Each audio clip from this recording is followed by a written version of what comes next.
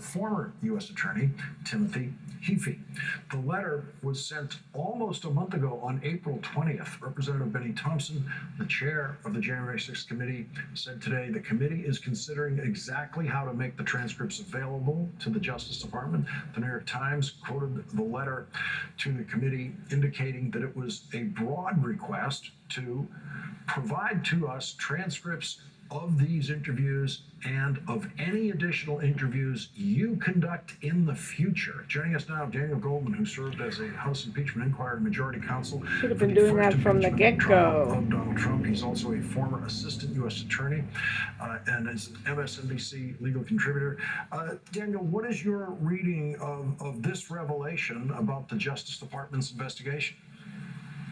Well, at first blush, and most significantly, it shows that, as we had suspected and hoped, I think many of us had hoped for over the last couple months, that DOJ has expanded their investigation far beyond January 6th, and they are now looking into the 2-month or even months-long effort to overturn the election that seemed to be centered in the White House.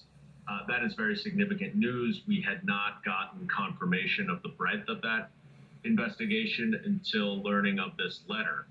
On the other hand, the letter is from 4 weeks ago. And if Chairman Thompson is just issuing the statement today saying they're still working or still trying to figure out how to give the transcript to the Justice Department, it means that there has been no action for 4 weeks. The committee has called on the Department of Justice to move quickly.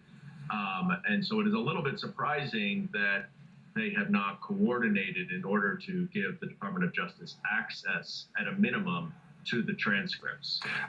Benny Thompson said more about that tonight. Let's listen to what he said.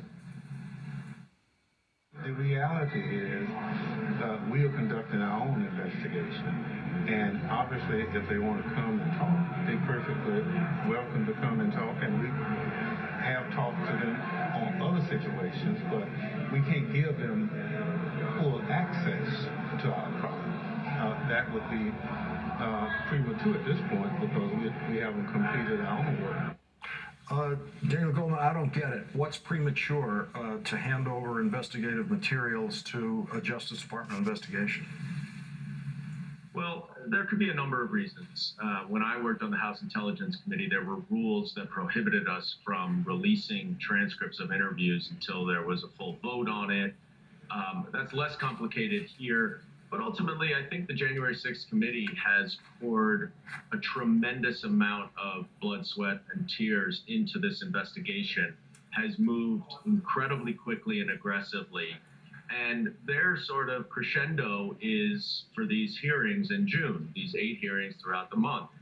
And they are understandably concerned about distributing or disseminating these transcripts to the Department of Justice prior to those hearings.